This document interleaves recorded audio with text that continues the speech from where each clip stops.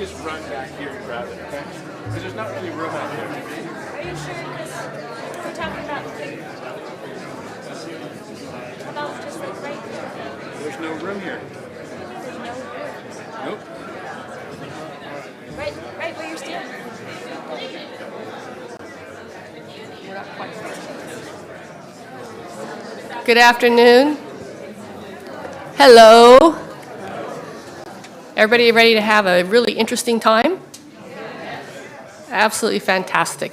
We're just waiting for a couple more folks to come on in, and if you are seated with a bunch of middle seats, you might want to scooch a bit to let the late arrivers find themselves a space on the end. Let me go ahead and introduce our wonderful musicians that we have today. And I'm taking this from some words that they have on about themselves. And so we're very grateful today. We're going to start our event with Rita Hoskin. And here's the quote. In a wavy world where we often struggle to swim, singer-songwriter Rita Hoskin paddles up and canoes us through black holes, sinks of dirty dishes, demo derbies, and wildfires until we safely arrive at shore. She has the spirit, and she knows how to reach ours through her grace, heart, chops, and spunk, and the able help of her fellow musicians. With award-winning music spanning 9 albums and 20 years of touring, this country folk troubadour is a heavy hitter in the Northern California songwriting scene. And her nexus to us today is that last year she released a short collection of what were called public service songs on climate change and adaptation and mitigation. The project is called Climate Country Radio and aims to especially help rural populations in a fun and memorable way. The recording was funded in part by the California Arts Council via the Upstate California Creative Corps. Rita is joined by musicians Sean Fader on dobro and banjo and Bill Dakin on upright bass. Bill is a longtime Cool Davis volunteer, go Cool Davis, and advisor, and is currently chair of our Home Energy Task Force. Welcome them, please.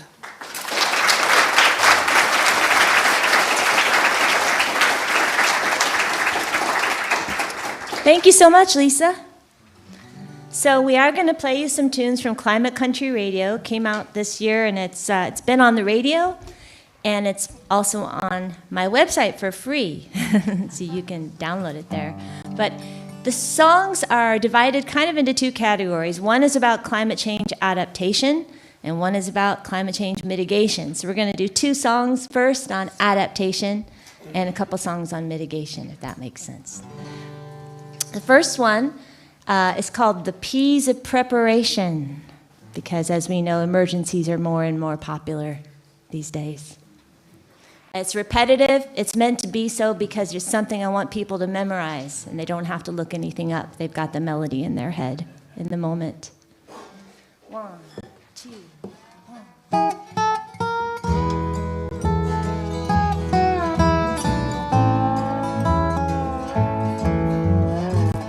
People, pets, and papers, prescriptions you might need, pictures, phones, plastic, and pewters, Apple or PC.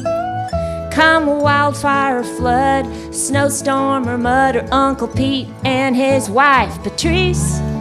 For a prompt evacuation, the P's of preparation will help bring you peace.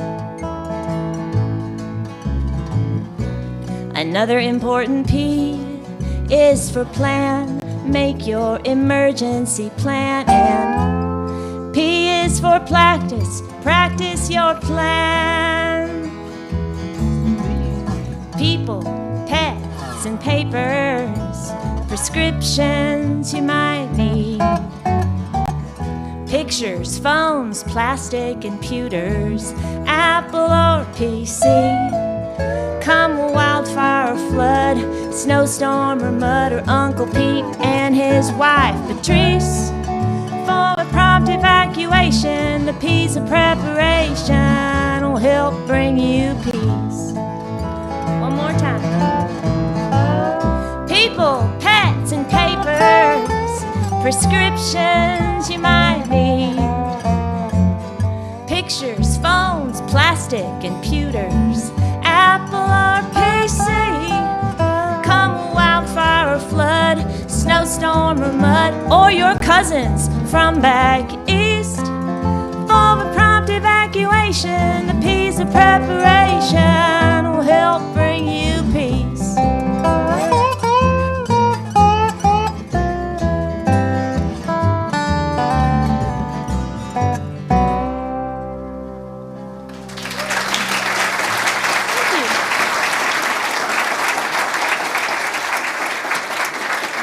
Thank you so much. So like I said, they're public service songs. They're short and they're meant to work like public service announcements. And a lot of the radio stations that played it up in most of the 19 most northern counties of California where the grant was targeted used them quite a bit this fire season, which was great. This next one is modeled after an old traditional tune called I Am a Roving Gambler. If you're a bluegrass or even Celtic kind of person, you might like that song. But I changed the words, and it's instead, I am a roving ember. Banjo, yeah? Yeah. Ready? 1, 2.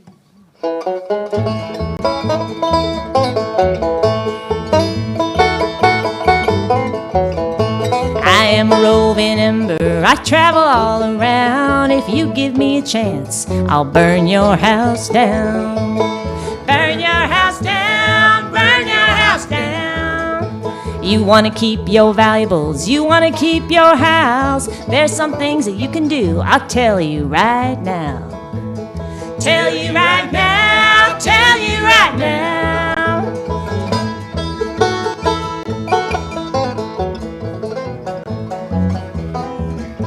Remove all debris from your fire-resistant roof and block any spaces I can make my way through.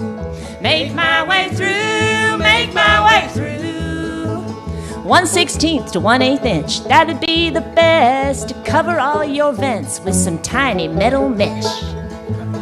Tiny metal mesh, tiny metal mesh.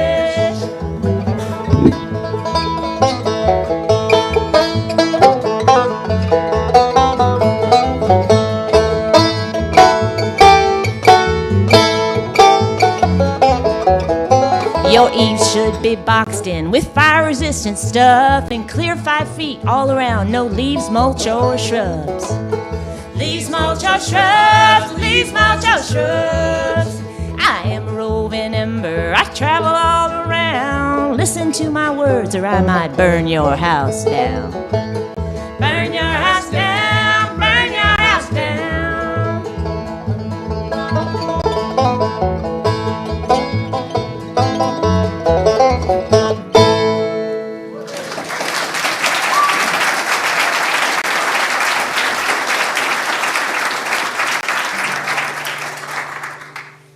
Well, I got great input from these songs from a lot of folks who wrote in and said, I know these are hard and dreary and dark things to talk about, but boy, it's refreshing to sing about them and laugh about them and learn with some joy. So I appreciated that kind of feedback, and that's really what drove me to do the project, because this is the reality people are living in. So the next one is we're moving to the mitigation now, and I told the state that I would write a song on energy conservation.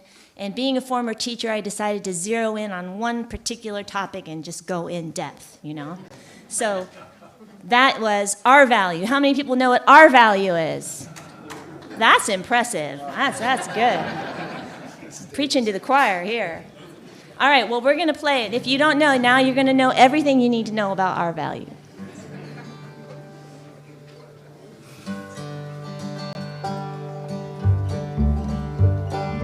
Wow, it sure takes a lot to heat or cool this old house.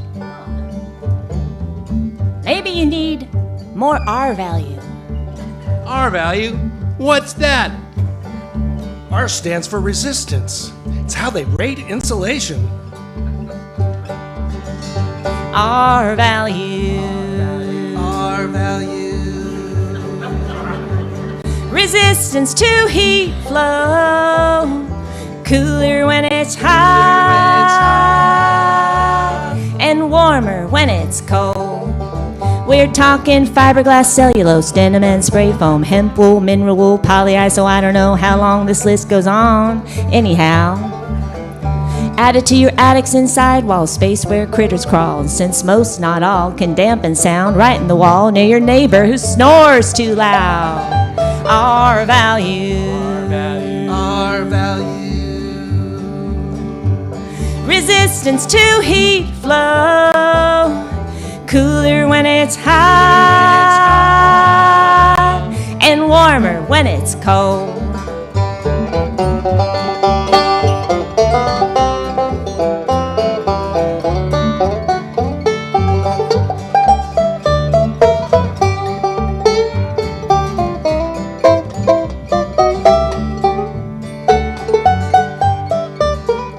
It can lower your heat bills, lower your cool bills, use less energy, do more comfortably, and your HVAC won't have to work so hard. And if you insulate, might get a rebate from the state. Check for updates, plus money for heat pumps, electric stoves, and electric cars.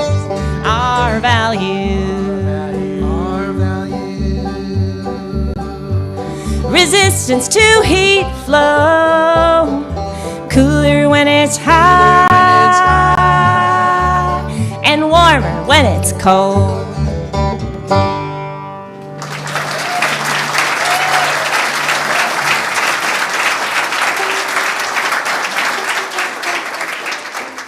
Thank you. Well, we've got one more song. We were so excited to get the opportunity to open up for Stan Robinson. I mean, that's like better than Willie Nelson. So,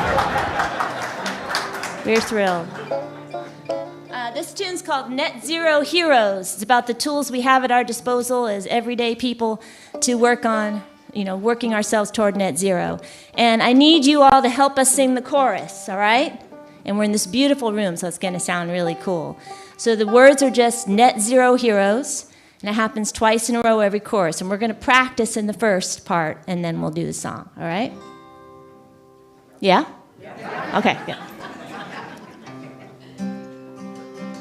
Net zero heroes. Okay? Net zero heroes. Couple more. Net zero heroes.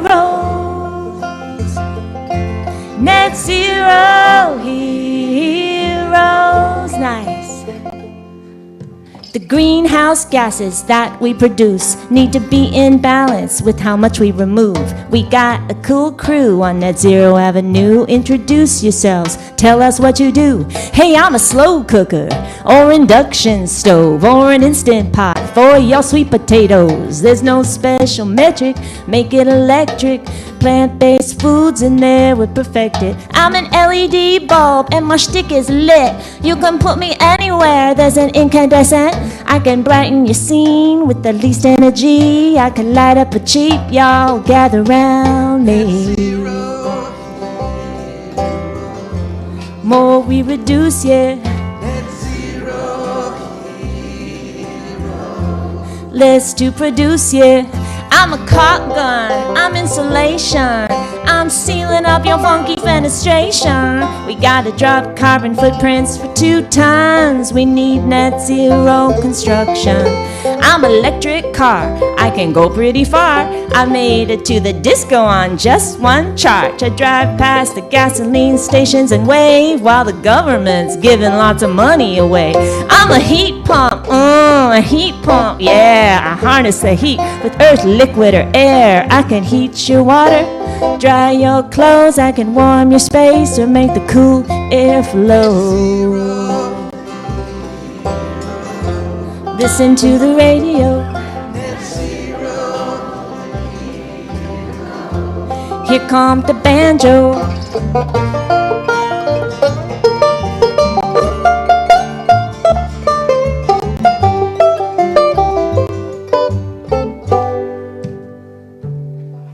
I'm a tree, whee! I'm a little shrub too. I'm especially native plants around you. I keep the place cool, soak up CO2, get the birdies and the bees. Here's something to do. I'm a ballad, a lean voting machine. I'm how you elect someone keen on green. I'm the best tool around for what you care about. You can vote them in or you can vote them out. I'm an action, a climate action, like an action listed in a climate plan. Plans are a start, plans get heard, but without the action, they're nothing but words. Listen to the radio. Climate Country Radio.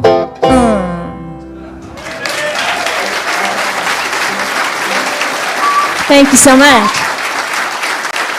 Thank you. And if you like that, like I said, thank you. You can listen to that and you can download it and share it with your friends. And there's a QR code out on the info table in the foyer. And I hope you'll check it out and you can share it around. Thank you so much. And thanks for having us. And let's go here, Stan. Thank you so much. Give him another round of applause.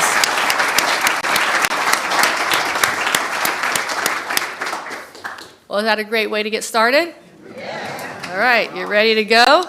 Yeah. Awesome. I'll take just a second here to welcome you all and our online audience as well.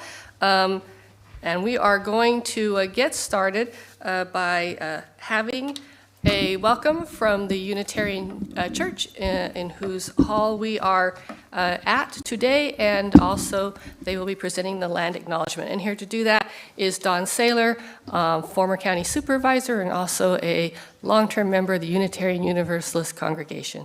Welcome, Don.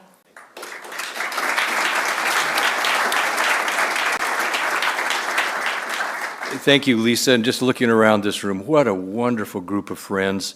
What a way to start an event with Rita and Bill and Sean. And if we could only send them to Azerbaijan, I know that COP29 would be a hit, because how could you not?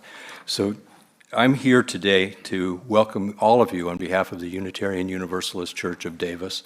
My family has been members of this congregation since 1987, and this church has a long tradition of support for climate action in our community and on our planet. It's not accidental. One of the key principles of the Unitarian Universalist denomination is a respect for the interwoven nature of the universe. And our congregation has been a Green Sanctuary congregation, has had that designation since 2007.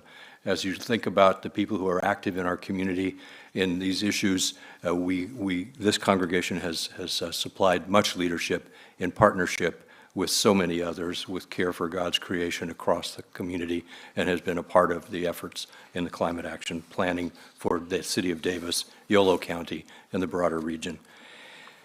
So together, as we begin, we'd like to acknowledge the land on which we are gathered. For thousands of years, this land has been the home of the Patwin people. Today, there are 3 federally recognized Patwin tribes: the Kachil-Dahi Band of Winton Indians of the Calusa Indian Community, the Quetzal-Dahi Winton Nation, and the Yocha-Dahi Winton Nation. The Patwin people have remained committed to the stewardship of this land over many centuries. It has been cherished and protected as elders have instructed the young through generations. We are honored and grateful to be here today on their traditional lands, and we should do no less ourselves.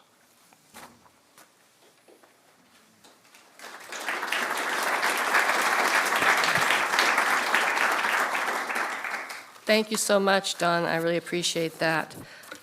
I want to take a minute here to call out some of our board members and others who are here. So Jan Troost, if you will. Julie Haney is also here, a board member.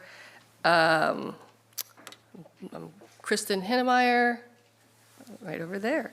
And we have some cool Davis staff with them of the movement. But for a very long time, she was a much maligned teenager sitting on a corner with a sign that she painted.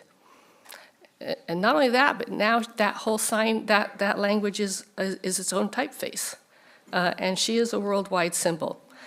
She did not do that from federal level down. She did that on her own, whether or not people agreed with her, because she thought this was important, and people heard her. And people can hear you, and people can hear us all. For those of you who don't know me, I work in the field of housing and community development, and that's a lonely business too.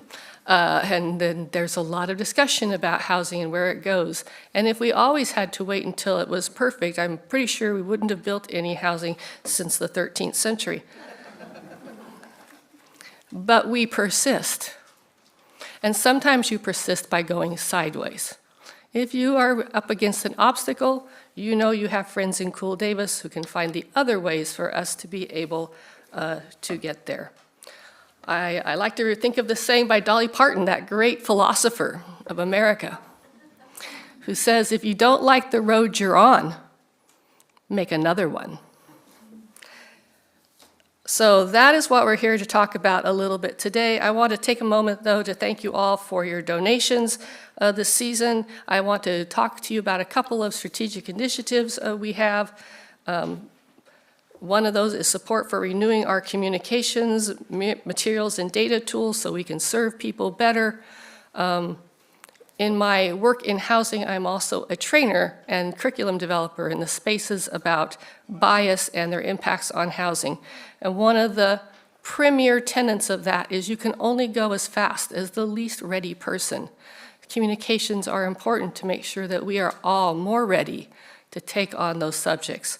So if you're worried about that neighbor, just know they need to be a little more ready, and communication is the way we get there. The other one is support for strengthening our volunteer management systems so that we can provide even better support to volunteers so that we can continue to do the work. And if you're interested in either of those initiatives, you can see Chris or any board member today, and we're happy to talk about those. But now I get the absolute amazing, geeky pleasure to introduce Kim Stanley Robinson. And I am going to read this because I don't have good words, but this does. Davis's own Kim Stanley Robinson is an American science fiction writer. His work was called by The Atlantic the gold standard of realistic and highly literary science fiction writing. According to an article in The New Yorker, he is generally acknowledged as one of the greatest living science fiction writers, and Robinson writes science fiction, or more precisely, climate fiction, although maybe more climate reality. The topic of most of his recent books is the urgent threat of climate change, including the loss of biodiversity on Earth and a host of dangerous climate impacts around the globe. And I want to say personally, I found his book, The Ministry for the Future, incredibly moving, and his description of the cascade effect in the opening chapters to be one of the most gripping and hard to read things I had ever read. And thank you. And I was fortunate to be here the last time Cool Davis hosted Stan. It was February 2021, a time when we were all still remote in the middle of the pandemic. Everybody remember that? And right then we were reflecting on the future in the light of his new book, Ministry for the Future. And this was just weeks after January 6th and months before we rolled out funding and climate plans.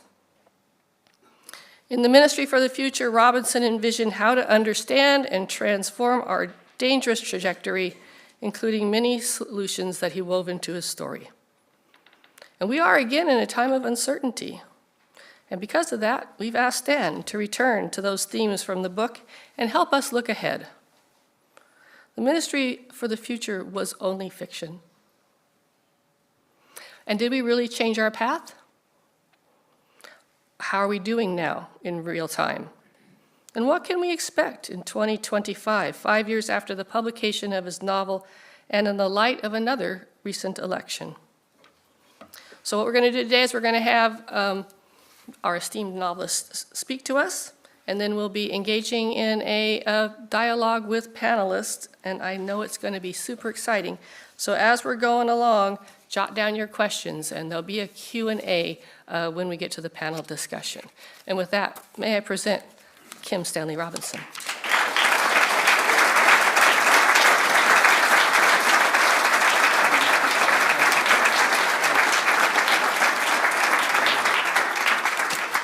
Well, thank you, everybody. It's a pleasure to be here, an honor, and a particular pleasure to be talking in Davis to family, friends, and neighbors and townspeople that I've known for most of my life now. So this is a special thing for me. I'm going to speak for 30 minutes or less.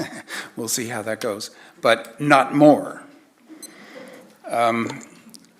And the Q&A, as was explained, will come at the end of the day, and I'm looking forward to questions at that point. I guess I can't get away without speaking briefly of the recent election, although I wish I could. Dang. I had it called exactly the opposite, and so it was a shock, and I was dismayed.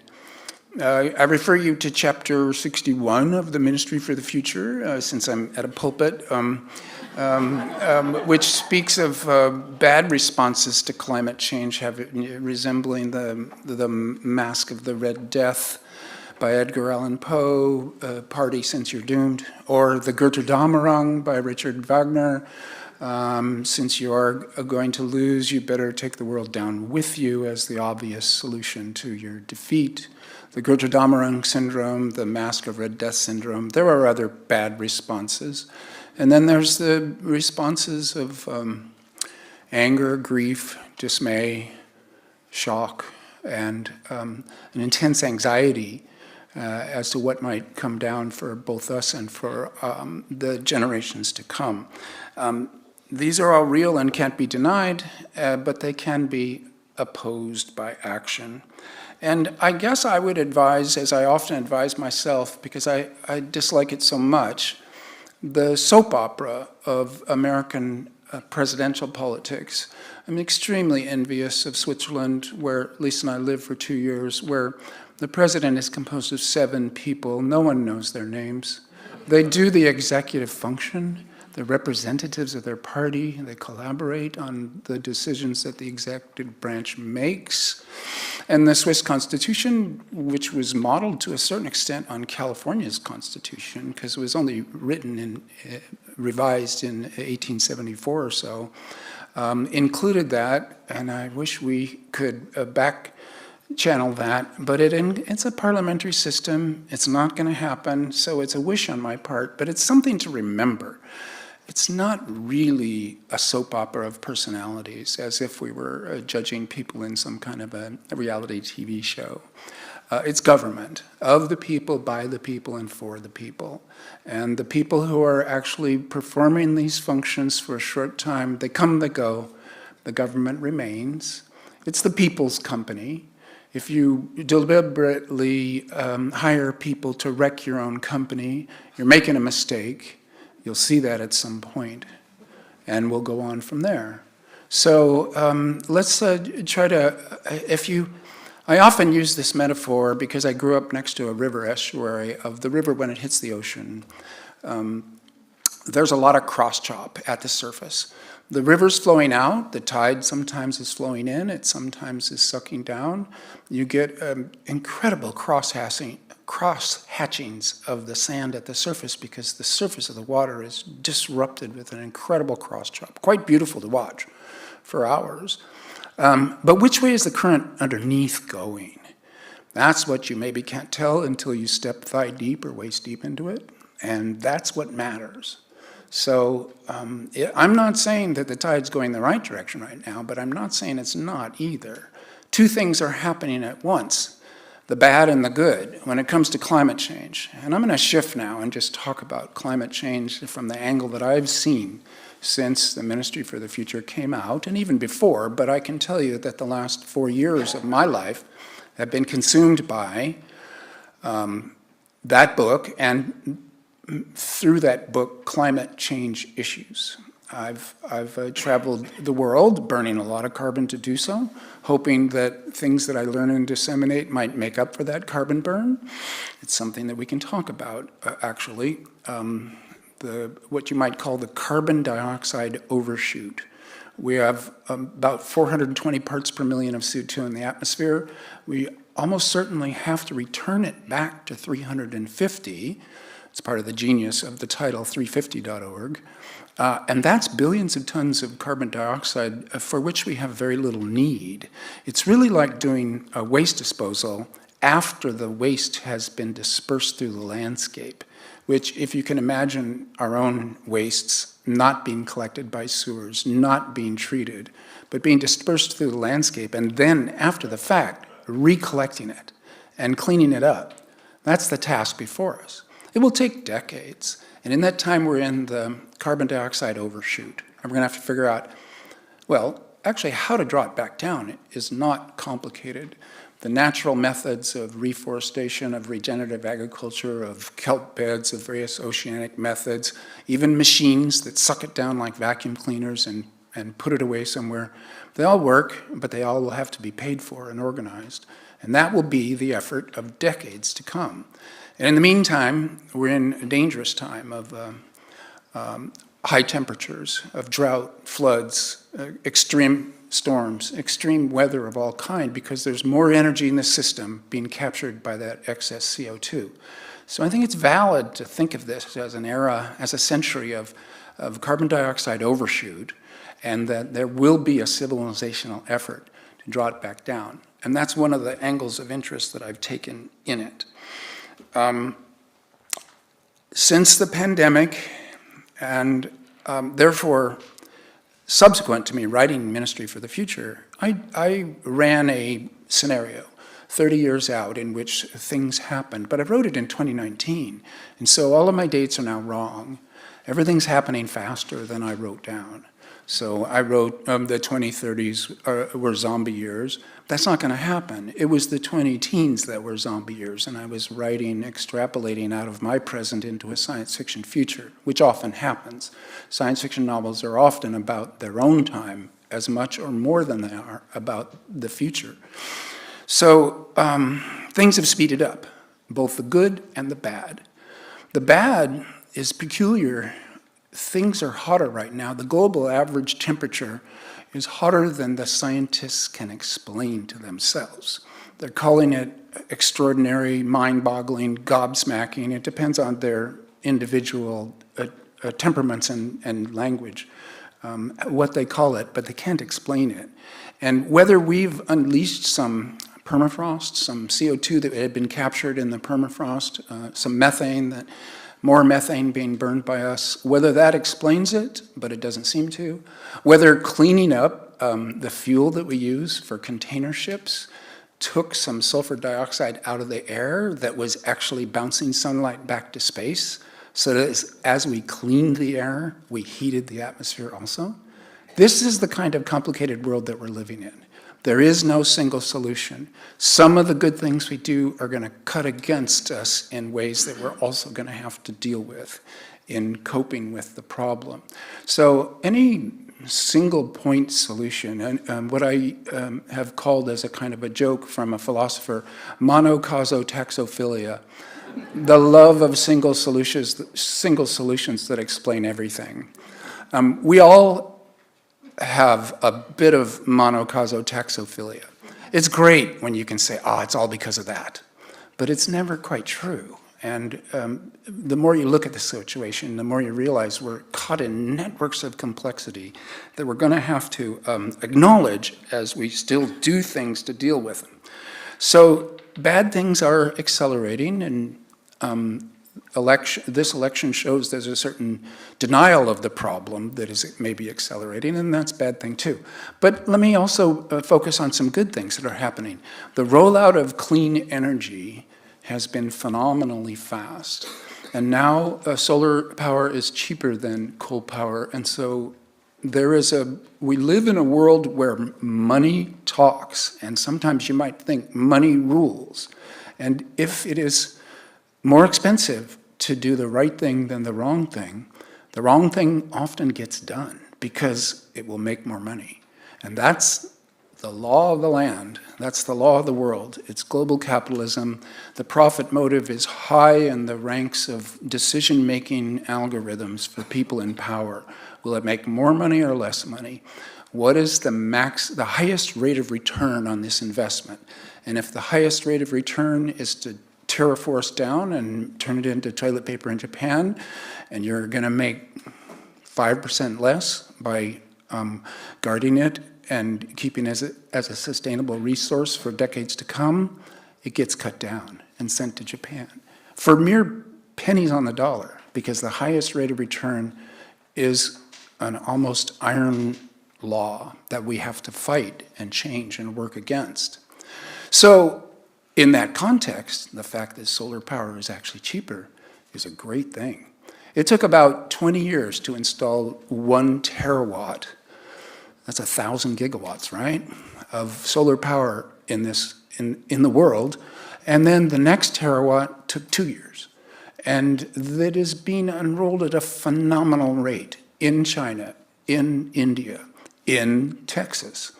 Everywhere, solar power is taking a lead to the point where we may indeed electrify our energy base and stop burning fossil fuels, which of course stopping emissions is step one and maybe the main thing in combating climate change, is reducing our emissions to net zero. It was wonderful to hear Rita and Sean and Bill play these songs about our shared dilemma.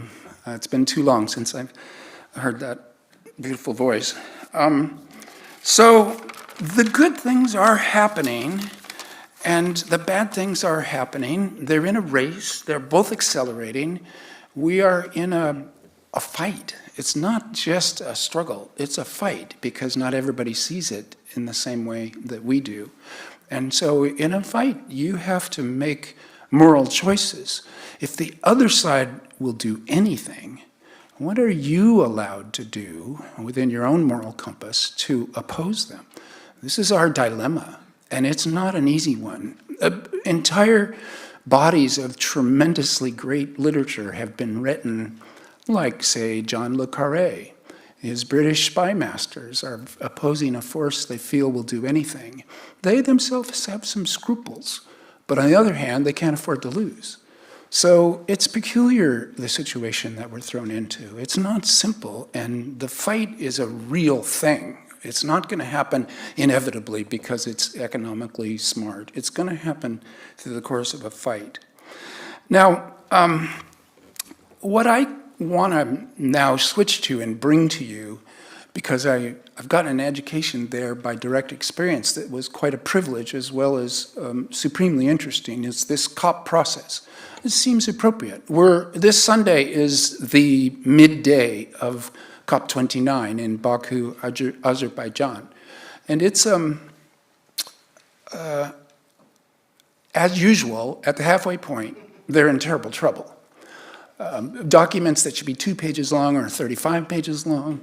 They're already doing all-nighters. The diplomats involved, whom I quite admired, at least 65 to 70% women in their 40s, lawyers, diplomats, activists, are working word by word on documents that they really believe in. It's impressive to see. It's a good process. But just this first week, a letter was put out by Christiana Figueres and Johan Rockstrom and some other people saying the COP process is no longer fit for purpose. Well, Christiana Figueres was the one who, at COP15 in Paris, got the Paris Agreement signed.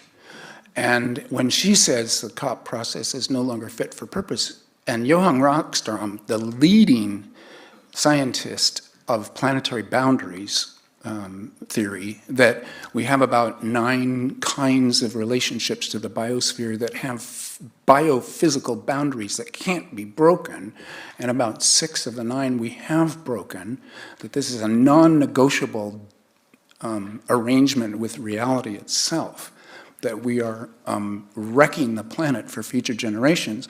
Johan Rockstrom is good, a Swedish person working at Potsdam, Germany. It's a worrisome thing, and I think, why they said that. The COP process is, every country in the UN has a representative there, team of representatives. So do anybody else who wants to come and gets listed as a representative there. There are 1,700 representatives at this COP from fossil fuel industries. There are 1,000 representatives from developing countries. So this is probably one reason. Another one is the consensus model.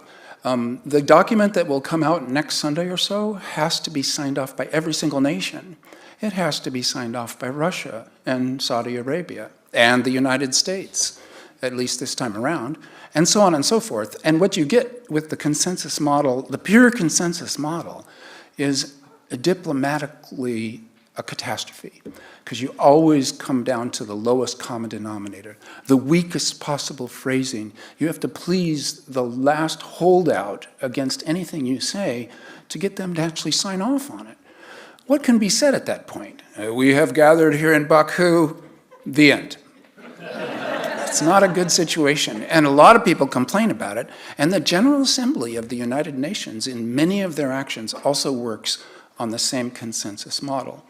And indeed, this is always interesting to look at the European Union, which is a bunch of nation states who have decided to become member states in a larger organization that has some teeth in regulating what the member states do. Well, nation states don't like to give up sovereignty. They hardly ever do. And in Europe, they have done that. So the European Union has a consensus model. Hungary, being an ally of Russia and kind of a recalcitrant party to various EU values, an illiberal state, as the president proudly calls it, was stopping something that the rest of the EU wanted to do, and suddenly there was EU -1, or consensus -1 is what I mean. Is if you've got everybody but one, and that one is holding out in order to get something that really isn't commensurate with the importance of the thing going through, then a certain intense leverage with quite a heavy-duty crowbar, legally speaking, the EU managed to force Hungary into compliance with what the rest of the nations wanted to do. This is actually mechanisms or procedurals of these international bodies that are going to have to be learned across the board. Anywhere there is consensus now, there's going to need to be consensus -1, or whatever you want to call it, that isn't, I mean, in the English language and in common parlance, at least in America, consensus often just means, well, we all agree, right? A majority agrees. But no, if it's everybody agrees, if it's unanimity, you've got a political problem, and the COP process has that problem. We'll see what happens there. Then also, we make those promises at COP, and this I like about the Paris Agreement. In the agreement it'll be by consensus, everything that's agreed in annual meetings. Every year the promises have to be made stronger, that ratchet up to you promise more out of the international community. We won't just reduce carbon dioxide burn, we will make sure that there is money to compensate the developing countries for climate damage, loss and damage. That was put in a few years ago. At Glasgow, the one that I attended, the ratchet was a private enterprise, private capital was to commit $130 trillion of assets for these private funds to climate change work. Then the Loss and Damage Fund having been created at one COP, I think COP27, it was filled in COP28. Now at COP29, the demand is from developing countries to developed, and I have to add here that one more aspect of the Paris Agreement mentioned twice is that developed nations shall do more than developing nations, so that everybody has differentiated contributions to be made. The rich give more. The rich nations. And one of the arguments going on right now is that China should be rated as a rich nation and not a developing nation, because they are rich, but they originally in Paris got enlisted amongst the developing nations, which they like very much, but it's no longer charging them as much as they could pay. So this promise and the fight this year is we need to have $1 trillion a year for the developing nations to be put into the pot of the COP process's loss and damage fund. The bank account has been made, it's empty, let's fill it. It had been promised, the developing nations had been promising $100 million a year. They had not actually paid. And this brings up another problem, which I'll get to next. If they were to pay, and if we were to actually pay for green work at the rate that it should be paid to keep to the limiting in the global average temperature rise should be $1 trillion a year. Well, I predict, and it's an easy call to make, that's not going to happen at this COP. At Baku, they're going to scrape up a promise where it'll be, I'm guessing here, this is really like something out of Las Vegas, you might say, but it'll be 300 billion, 400 billion. Some will declare it a huge victory, others will declare it a defeat, but also it won't be paid. So these promises don't get paid on. And that, let me come back to that. The whole system of COP, the whole system of international relations is a set of mutually agreed upon promises with no teeth. There is no sheriff, there is no jail, there aren't even any fines. So promises get made, and I sometimes I was comparing these Paris Agreement COPs to marriages. You promise to live together forever and be good to each other, and then divorce happens. Oh my God. But in 190 countries in a group marriage on one planet that they can't leave, then divorce is not really an option. So promises get made over and over again. Well, oftentimes people will renew their marriage vows, 20 years later or 50 years later. In our case, we do it year after year, and whether we live up to the promises or not is what happens afterwards. So, where's that money going to come from? And I want to describe some methods for it. Because this problem is real and has been looked at by experts all over, one possible solution has been cooked up by the International Monetary Fund. And now the United States started that in the post-war period. The International Monetary Fund is one of the many international organizations that was founded somewhat by the United States in order to spread the peaceful goodness of the United States worldwide as a kind of policeman to the world, et cetera, et cetera. And they existed like that ever since. And yet they are still bodies of money that are semi-autonomous to US control. And with some help from the Rockefeller Foundation's theoreticians, the IMF came up with something they call special drawing rights. And it's deliberately vague. What the heck does it mean? It means this: developing countries that are having trouble paying their debts back to the IMF, paying their people to work, the actual policemen, airport operators, etc., they will be loaned money in an indirect and banker-like way, I wouldn't call it under the table, but just complicated way, that they aren't required to pay back. Well, is that really a loan? Here, I'm going to give you a loan. You don't have to pay it back. Cool. I like that. Give it to me. And they have distributed more than $500 billion in special drawing rights that have helped any number of small struggling countries to avoid bankruptcy and defaulting on their loans to the IMF, but to other private banks that they owe money to. Well, this is super suggestive. And we have to stop burning fossil fuels. And there are any number of countries in this planet that run on the money they make from selling their fossil fuels. At the Paris Agreement, they promised to stop. When they come to their ordinary bank balance, they have to sell it or they go bankrupt and they no longer can pay their teachers, their army, their police, their airport workers, etc. Countries become failed states. And failed states we see on this earth, and they're bad. You don't want them. Understand that 75% of the fossil fuels on this planet are owned by nation-state governments, not by private companies like Exxon. Those companies are almost irrelevant. It's countries like Venezuela, Nicaragua, South Africa, Australia, one of the biggest, UK, United States, Canada, but also the Middle Eastern countries. Petrostates, they are sometimes called. Big amongst them, Russia. The petrostates are looking at a double bind. At Paris, they agreed, we're not going to burn any more fossil fuels. At home, they realize that's a recipe for catastrophe. So they're going to burn their fossil fuels in various forms of fire sales, cheaper and cheaper, to customers who are more and more desperate for it because they don't have good electrical, or they don't have resources of their own. What's going to happen? Well, it's quite bad, and the solution would be this. They need to be paid. They need to be compensated to go off fossil fuels. So then you get out of the moralism of, oh, these fossil fuel people are bad, they're all like Exxon or whatever. No, we're talking about nation states with ordinary citizens like us in there, dependent on their governments not falling apart. So if they were to, when I talked once recently about virtuous petrostates, a knowledgeable friend in the audience just laughed. He too was named Robinson. He said, that's an oxymoron, Stan. All of the petrostates are corrupt, all of them. And I said, okay, but wait, we still need to develop the concept of the virtuous petrostate.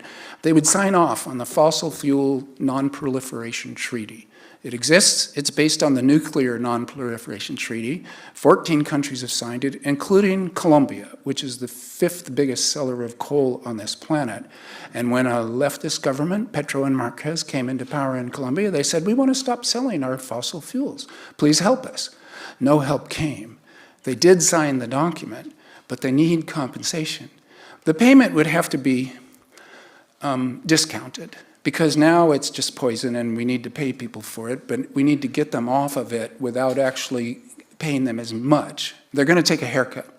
It would need to be amortized, which is to say it would need to be paid out over a century on a schedule, because you can't just pay these kinds of sums out all at once. We're talking about multiple trillions. And then it would also have to be entailed. And so again, you give up a little bit on sovereignty because these nation states would have to sign. There's a new document that this other Robinson, Mark Robinson, is involved with, the Extractive Industries Transparency Initiative, which combined with the Non-Proliferation Treaty, you would sign on to a certain set of practices that made sure that the money given to your country didn't go immediately into the pockets of a few kleptocrats that then rushed off to a neutral country. You would need it to go to the right purposes, and you need to sign on a line that there would be people from outside your country who were there to inspect, in the way of nuclear arms inspectors, what you're doing with your green money that you've been paid to make the transition off of fossil fuels. So this plan, the plan for virtuous petrostates and what they could do to make that happen, I shudder to think that this is my plan. That would be bad. And I'm not sure that it isn't my plan. So, okay, this is not good. It should be more than that. We need it bad. It's being discussed. The OECD is discussing it. The UN is discussing it. The World Bank is discussing it. The IMF is discussing it. But it's and also the Network for Greening the Financial System, an organization of 90 of the biggest central banks, including the US, China, Russia, 90 of the biggest central banks on the planet, and they're the ones that really make fiat money, and they're semi-autonomous to their own political governments, sort of, and those groups are all trying to figure this out. So I'm gonna finish by saying that we've got pieces of the puzzle. It's like a jigsaw puzzle in which you've got 1,000 pieces, and probably there are more, but think of those 1,000-piece jigsaw puzzles that we've all played, and it's at the very moment, and they're all out on the table, but you don't have the picture that they all correspond to. You know, or who is this? My friend Jim Kelly, his family played always with the pieces upside down. No, that was a little masochistic, you might say. But we're in the situation of having lots of pieces of the puzzle out there, lots of good people spending their entire careers working on this problem. And that's what I want to convey to you all. What I've seen is you would not believe how much the efforts on the parts of people in government, in business, in nonprofits, and in academia, all working on this problem together to get us through this century without a mass extinction event by doing a clean transition. And it goes from local, regional, state, then national, and then international levels. So the work is being done, but on something peculiarly in a state of coming into being, confusing, overwhelmingly confusing, so that we could end up in a catastrophe in the next 20 to 50 years. We could end up in a quite prosperous and more just world where we're actually pulling together because of this shared global crisis. With both of those possibilities out there and with everything accelerating, the feeling of our time is quite angsty Climate dread is a real thing, especially for young people, but for everybody. But climate dread is just naming one part of it. Can 8 billion people coordinate when things are changing so fast?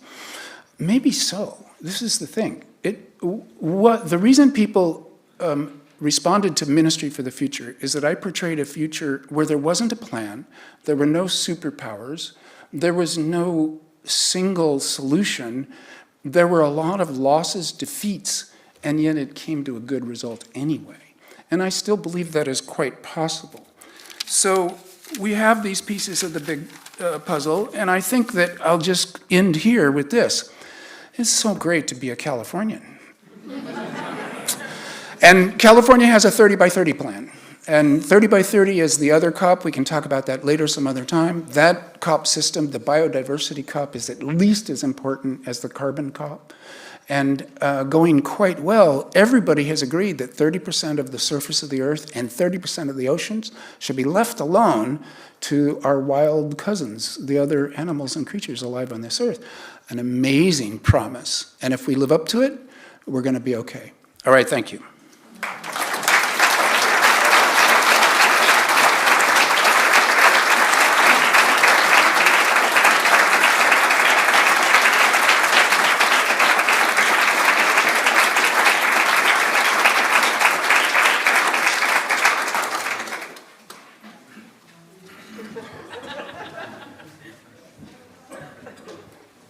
Far be it from me to leave an empty mic. Our panel. Here you are.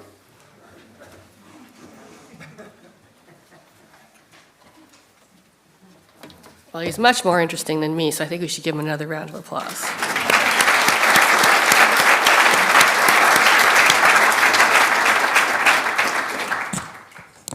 So let me go ahead and introduce the panel. I'm going to read their bios. They're going to come up and sit with us.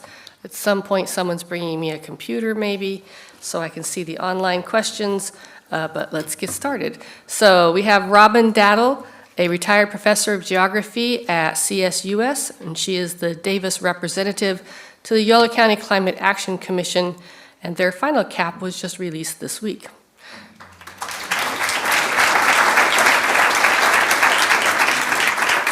She is a leader with the Unitarian Universalist Justice Group and the Climate Crisis Action Team that have been systematically rehabbing and upgrading this space here at the Unitarian Church to be a community resilience center in addition to their climate advocacy work.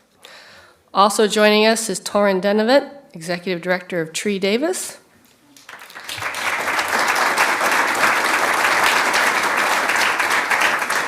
He's been director since November 2022, so, you know, a pandemic guy, but prior to that, he worked at Sacramento Tree Foundation and Tree People in LA. Before participating with urban forestry, Torrin studied rhetoric at San Francisco State University and coached college debate for several years, so we expect him to really shine here. While he has an affinity for trees, his primary focus is on community engagement and growing equity through neighborhood-based leadership. As a Sacramento native, he's seen how trees truly make our communities more whole. The newest Tree Davis venture is the Cool Schools Project, focused on rehabilitation of outdoor spaces to provide heat resilience for children on playgrounds in both Woodland and West Sacramento. And next up, batting third base, I guess, Dave Springer, co-founder of Davis Energy Group, which is now Frontier Energy, and a colleague of mine. Throughout his career, he's designed energy-efficient heating and cooling systems for single and multifamily buildings, commercial and public buildings, specializing in hydronic systems, managing research projects to evaluate energy-efficient buildings and systems, developing new testing, HVAC products, and working with the Energy Commission to update codes and standards. He's managed and co-managed such projects as PG&E's Advanced Customer Technology Test, which we won't hold against him, the PG&E part, and the Ground Source Heat Pump Project and the Department of Energy-funded Building America Program Team, Alliance for Residential Building Innovation. Dave currently serves as a member of Valley Clean Energy Advisory Committee, which advises VCE on its program, greenhouse gas emission goals for 100% renewable energy by 2030. It's a magic number.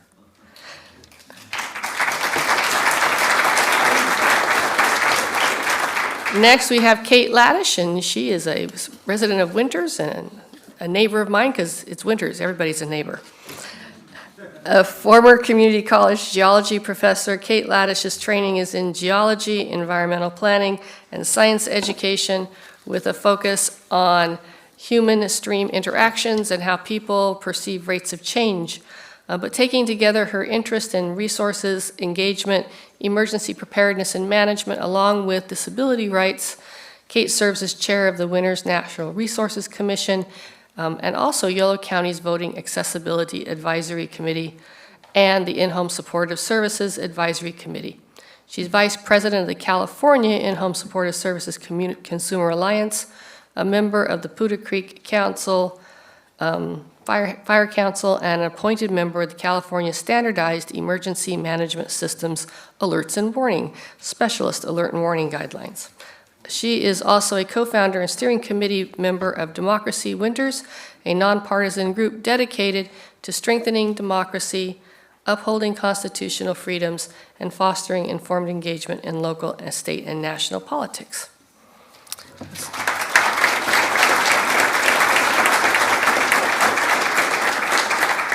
So I'm excited to be your panel moderator. You can see why I'm excited with such a great group of people, and also because I get to do the fun questions. So we're going to kick that off, and I think we've got a couple of microphones here.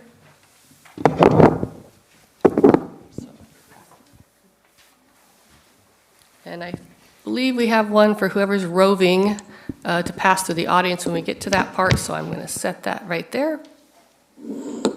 Watch it roll off. Here we go. So, every single one of you on this panel has been working on different aspects of climate action and community resilience, and most of you for really many, many years. So we find ourselves at this particular moment, in this particular intersection of issues. So from your experience and the work that you're doing now, what's your response? What could we expect at the local level? And give us some good news. And then tell us the challenges.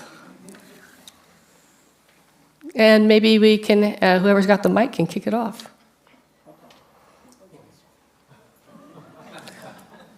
Also in my spare time, I'm a member of the Winters Climate Action Commission, and we drafted the Climate Action Plan for Winters a number of years ago and finally became adopted by the City Council. And one thing that I've been impressed with is how little teeth it has in it. And I think it has an opportunity to educate and certainly set policy at a local level. But I think maybe the education is the key thing. And I'd be interested in people's response to that, if anyone else here is involved in climate action plans.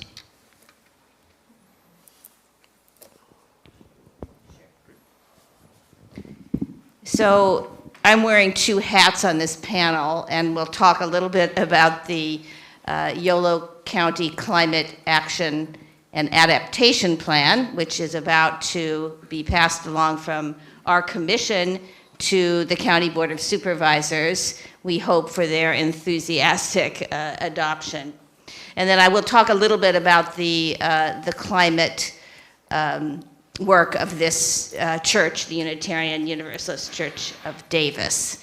So first, about Yolo County. So the commission and staff and citizens interested in active organizations, supervisors have all been working for about 3 years to bring into being a new and inspiring action plan, action and adaptation plan. So at our meeting tomorrow night, it will have its sort of final discussion by the commission, and we hope it will be then forwarded to the Board of Supervisors for their action maybe as early as next month. This is an ambitious plan. It has lots of different actions around reducing greenhouse gases, a lot of different actions around adaptation, and an important emphasis on equity and justice. And we're really relying in particular on our farming, ranching, forestry, natural lands managers, owners and managers, to sequester a lot of the excess carbon that would otherwise go into the atmosphere. And that's because this plan applies mostly to the rural parts of the county, because cities have their own plans. And this means that we are in part, so this is all good, this is all the good news part. And there's a long tradition of funding some of that work in our federal farm bill. And some of you may know what's happening to our federal farm bill, others of you may not know, and that is that it has been stuck. And we do not have a new farm bill, even though it was supposed to have been passed over a year ago. So Congress is stuck. The funding for conservation, for smart ag, for all kinds of good things that would help us sequester more carbon in the rural space are threatened. And I do not know whether they think it's going to pass before the new administration comes on. And the new administration has, in fact, said they don't want the agriculture bill to be freighted with climate smart programming or equity programming. So this is going to be a big shock to the system if those funds are seriously cut. So that's the bad news. The more good news is, of course, that we in California recently passed a $10 billion bond act relating to the environment and conservation. So once again, I echo Stan's comment that we're happy that we live in California. We're going to need all of your help to figure out new and creative ways to fund all these great ideas that are in our new county climate plan. So now about the Unitarian Universalist Church work. We have a climate crisis action team. Some of them work on making our facility more climate friendly. We've changed out 273 light bulbs, and they're not all the same model, right? So this has been a painstaking and careful process. We have cut our wattage by 61%, saving a lot of energy and reducing our climate emissions. We have started the process of replacing our traditional HVAC systems with heat pumps, and we're on board to do a lot of other things about our own 9 acres here on the edge of Davis. We also have an advocacy and activist group, and we recently worked with our social and racial justice people to put on a UU climate justice revival. And I want to say that this was really significant for our congregation to get people interested in the environment, in climate, talking to and connecting with people interested in economic justice, in racial justice, in social justice of all sorts, and to understand these problems are intimately interconnected and need to be addressed together. So I think we are seeing a new structure of feeling, to use Stan's phrase, from the Ministry of the Future about what we need to go, how we need to go about thinking about these problems and acting together. Obviously, an organization like Tree Davis has a very specific view, although I'll just share our new tagline, which is, we are more than trees and more than Davis. We're focused on renewing our green spaces and certainly working throughout the Yolo County area and even looking to find opportunities to work in other communities. Trees are, I call, the gateway drug to good environmentalism. They're simple. They're generally considered apolitical. Not everybody reacts to them as angrily as they do other climate solutions. So we're excited to bask in the shade of our trees and continue to plug away. As Robin mentioned, the passage of Prop 4 is a beacon for us. It does reinvest money in a lot of programs that are going to be very valuable for the future, including the schoolyard greening program, which is certainly something that's been really inspirational for us. The state of California initiated this program for the first time 2 years ago, and we're one of a number of recipients. And we're radically transforming school campuses, 9 school campuses in the most underserved communities in Woodland and West Sacramento. And what we're afforded to do when we're doing that is building the concepts with the community, going to the teachers and the principals and certainly the students and hearing what they want. And everybody agrees that these are transformations that are absolutely essential. It's just difficult. And so what it takes often is grand investment on the front end, and hopefully, it gets simpler as time goes on. I have a little adage that I work with, which is when you look at a space and you think, well, there should be a tree there, and there's not, there's a reason, right? Maybe there's a sewer line running under it, or there's concrete, or there's chronic underinvestment from the local municipalities. That doesn't mean we should just stay pat on that and just move on. We should work harder. And so the investments that the state of California have been making over the last 12 years since the passage of AB 32, the cap and trade funding, has dramatically improved the urban forestry world. Since I've been around for a while, it's accelerated significantly, and then the focus on restorative justice as a part of it has been amazing to see and continues to forge new ground for us. And so it is uplifting. Of course, it's frustrating to see, the federal government for the first time ever invest $1.5 billion in urban forestry solutions specifically as part of the IRA funding. And of course, assuming maybe we'll get some rakes for our forests, but that's about all we're going to see coming from the federal government in the near future, I'm guessing. But I do think being able to see communities, hearing, quite honestly, what work happens here, what work we've seen. I'm just talking to Stan and Carol about the Village Homes Tree Committee, right? There's great local action that's being done, and that warms the communities around us. And so for us, as an organization such as Tree Davis, is how do we accelerate that more? How do we take the goodness that's happening in Davis, in various communities, and support more communities doing those things? So that's what we're focused on. That's what gives us great light. The challenge is just continuing it, right? So the issue is, just like the carbon cycle, the need for restoration is a closed system. We're the ones who jacked things up. We're the ones who fix things.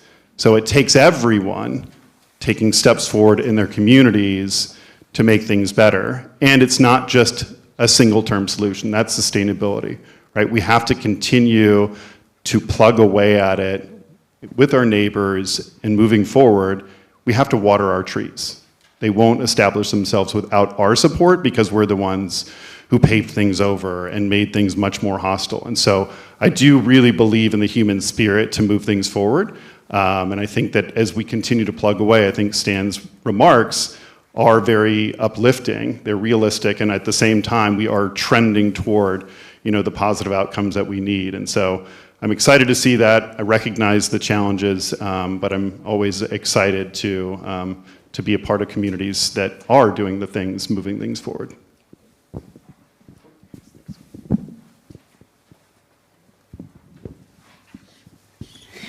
Thanks. Actually, I'd like to start by really quickly thanking Chris and Lisa and everybody with Cool Davis for this event, to Stan for his remarks, to the rest of the panelists, and certainly to Lisa, Sean, and Bill for their music. I was excited about this event before Lisa emailed me asking me to be up here, so I was going to be out there with all of you. So really, thank you for putting this on.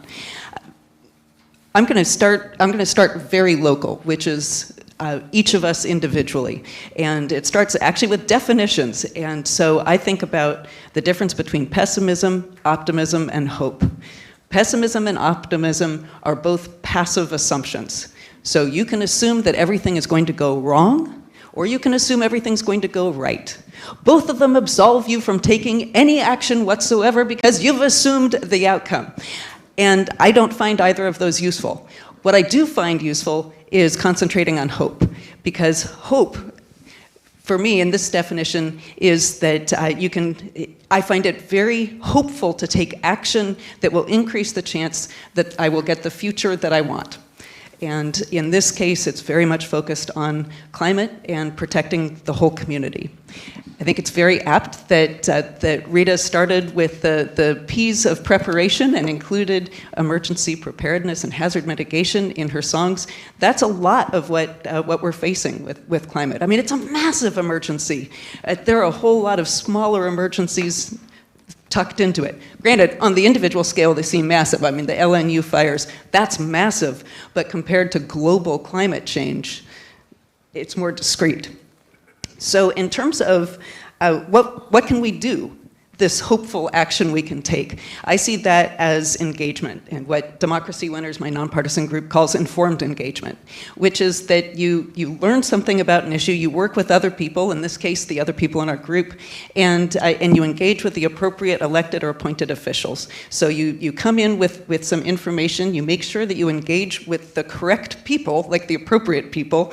If it's say on the federal level, if it's something that is being addressed in the House, well, don't call your senator about it. They can't do something about it. And make sure that you call the people who are representing you, because the other people can't earn or lose your vote. So it doesn't make any difference if you contact them. When you engage with them, what we find really helps is to explain the issue briefly, but to say if you have a chance to actually have a conversation rather than just a quick call that they're just going to tally up, is to include something about why it's in that person's wheelhouse to solve it. And so that might mean, say if you're contacting a member of Congress, look at their committee assignments and find a way that the issue you really care about here connects to something that they have already said they really care about. And go ahead and use the words, this is in your wheelhouse because. I can't even begin to tell you the number of times that when our group has said this, the response starts with the words, oh, that is in my wheelhouse. And so just bring it in on a tray. And lots of times it's helpful to bring your lived experience with that. So I have multiple disabilities, and one of the organizations that I've become a part of is, as Lisa mentioned, the State's Alert and Warning Specialists Committee. So it's the group that revises and updates and writes the state emergency alert and warning guidelines. There was a new state law that was passed that said that our group needed to update them to work better for people with very specific types of disabilities. We said, well, or we could make it work better for everybody, and so that's what we did.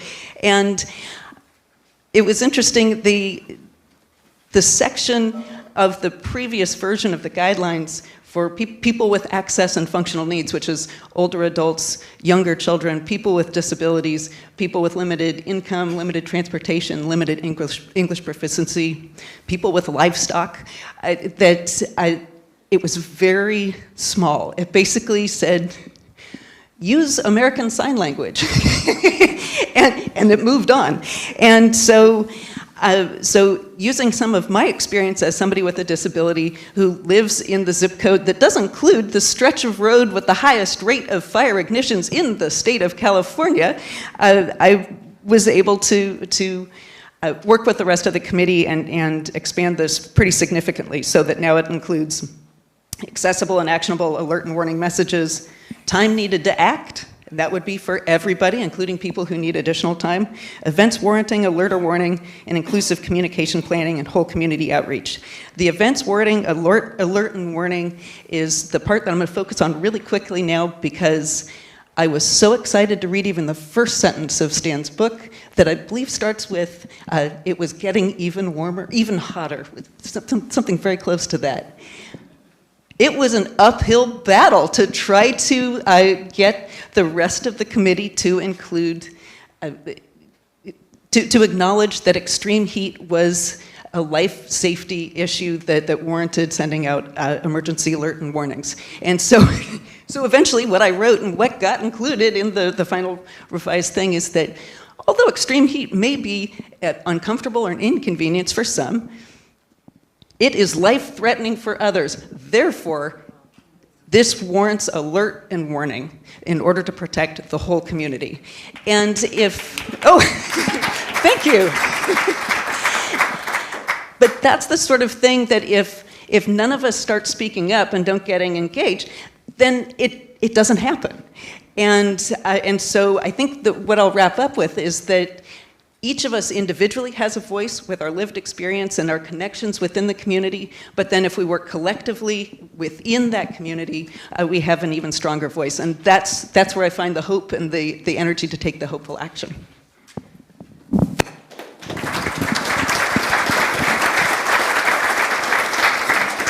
So put a pin in that for a second, because I'm going to come back to that concept, but I have a request to add something. Yeah, I let my comments get cut short. I just wanted to comment that we're working with the Energy Commission to improve codes and standards statewide, and one of the things is developing a heat pump baseline.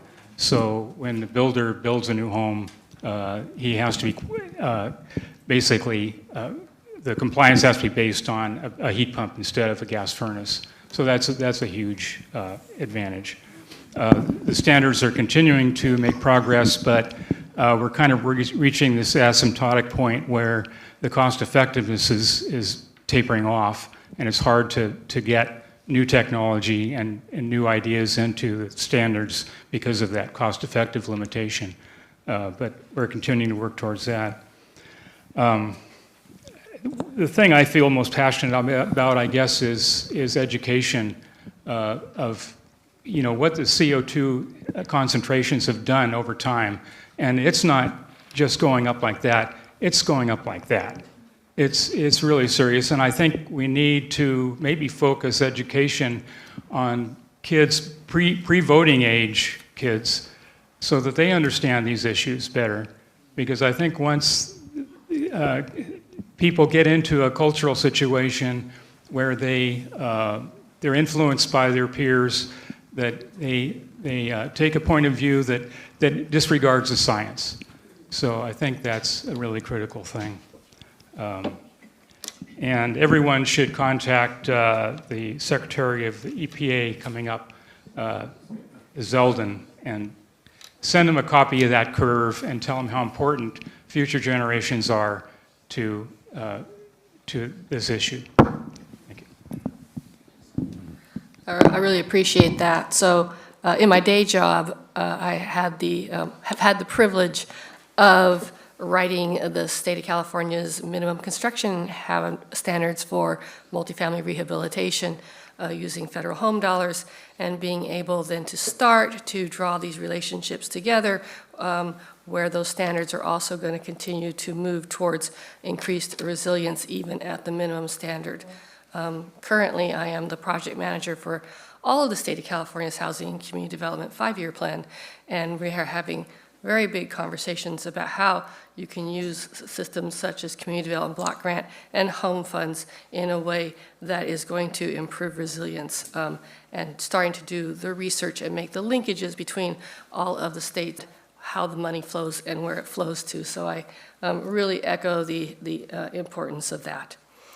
Something that each one of you has touched on, and I'd like to come back to it, is if we have to make new kinds of relationships, how can we act together, and where, and what are the pinch points to continue our momentum to reduce our emissions while building more resilient and more just communities, despite what's going on at the national level. And I want to really focus on the sort of more just in terms of the inclusion. So often when we're building systems, and I wrote rehab standards, so I think about this all the time, we're not building them so that they're useful to the least among us. We're building them so that they're for the most able among us, and then everything else is an add-on.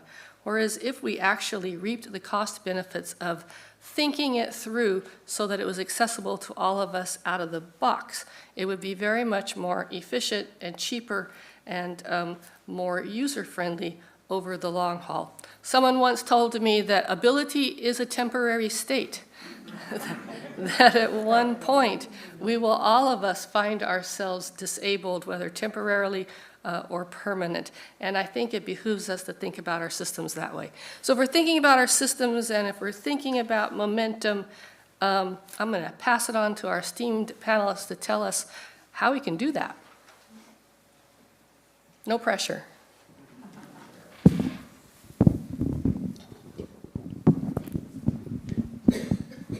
All right, so I think, Lisa, in there you asked about kind of if we have to go sideways, if we're not able to just kind of plug forward with the way that we're hoping. And I'm going to start with a brief story, which was 20 years ago in Calaveras County. My parents were getting their piano tuned, and you're thinking, and what does this have to do with climate? But the piano tuner at one point says, "So, are y'all environmentalists?" And my mom answered, "Well, of course we are." And my dad took these 3 large steps in from the kitchen and said, "Oh, common sense environmentalists." And the guy says, "Oh, yeah, well, okay, well, that's fine."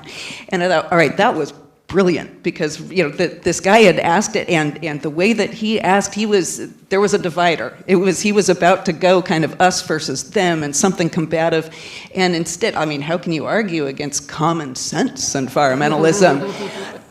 My father said later he was so glad that he and the piano tuner did not then sit down to define what they each thought of as common sense environmentalism. But the point that I took from this is that language can really make a big difference. It ties in actually with what Dave was saying about education.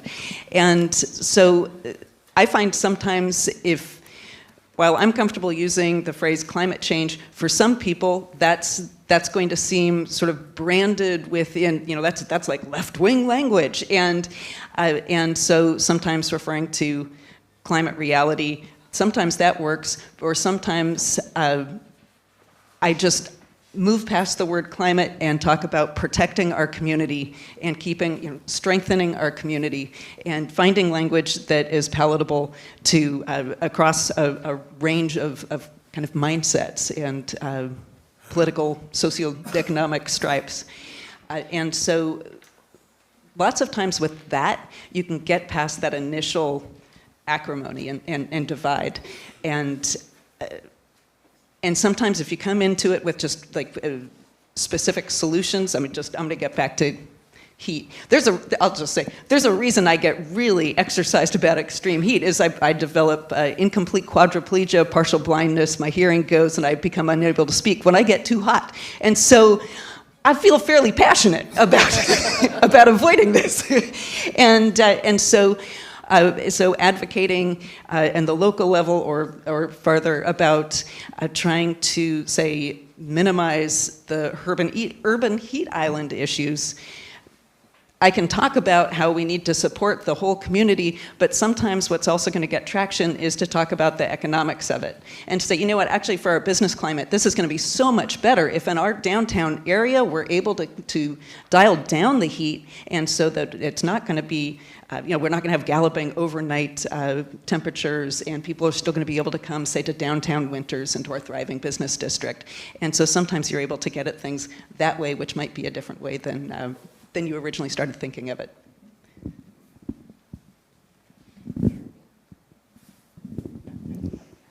So I think we have an emergent new institution among us that's going to help us talk to one another about these issues, and that is being put together by Davis Media Access. So they're working to create something called a Civic Information Hub, which will be called YOLO Local. And this is partly to address our shrinking local journalism base, and to really make more opportunities for us to have news coverage about issues and situations in our local communities.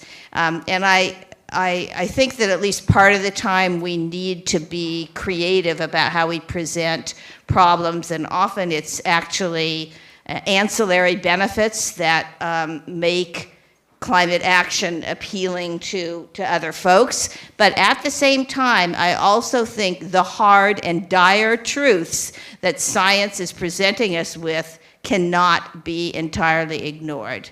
I mean, I think part of the story of the Ministry for the Future is people continually showing and telling the heroine, Mary Murphy, that her crew was not doing enough, and that we cannot avoid reflecting on how deep and serious this problem is and how much we have to do.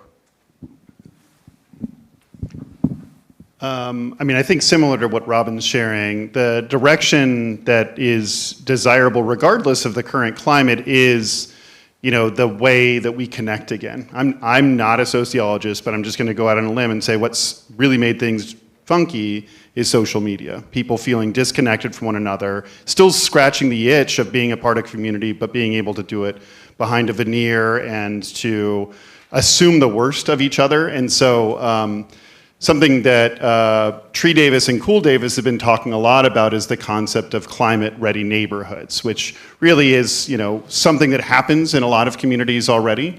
But, you know, just finding out what it is that each neighborhood wants to do. And to some communities, that's almost an eye-opening conversation because there are folks that don't feel like they can say whether there should be speed bumps on their street or, you know, what should be happening on, you know, between them and their neighbors. And so the idea of, you know, inspiring and supporting more folks to just move things forward. I mean, certainly climate action is absolutely essential, but there could be other needs that a community has. They can best solve those things by working together. As opposed to feeling like they're the only person that is pushing the thing forward. And quite honestly, there is a bit of an indoctrinative force of saying, hey, I just tricked you, you planted trees, you're now a climate warrior.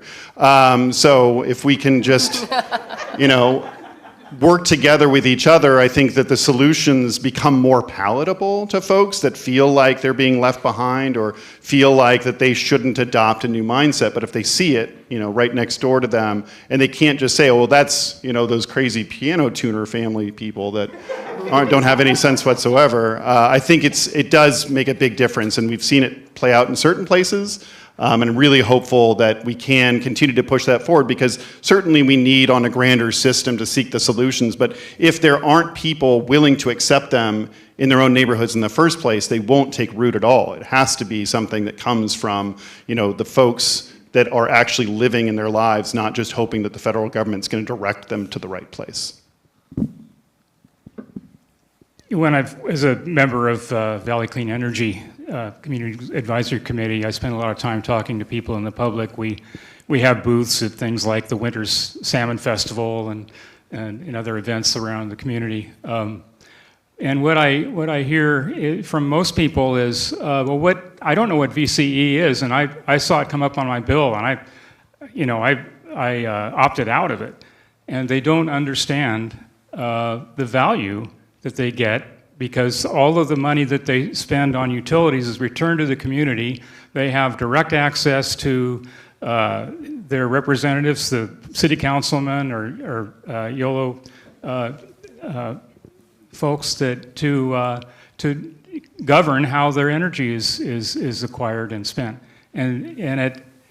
So again, it's really education, and regardless of their political affiliation, people, once they understand that, they get it. And so I think we need to use the same kind of approach to get people educated at all levels on climate change.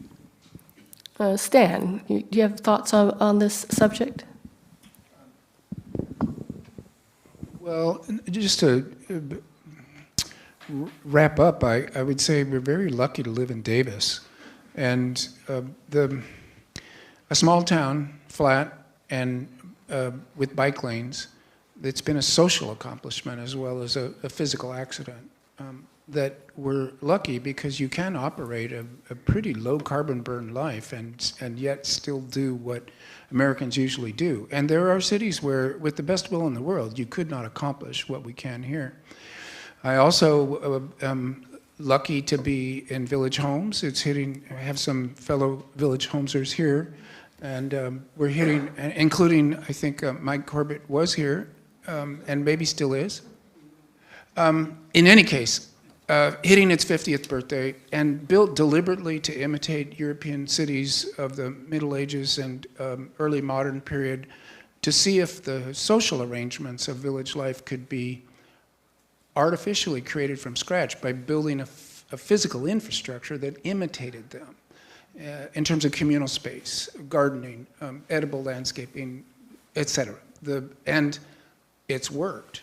So there's proof of concept, and we still get to live in it. So really, one thing that I notice in myself is just neglecting the opportunities that Davis gives you, in that I'll drive instead of bike just because I'm trying to save 5 minutes, etc.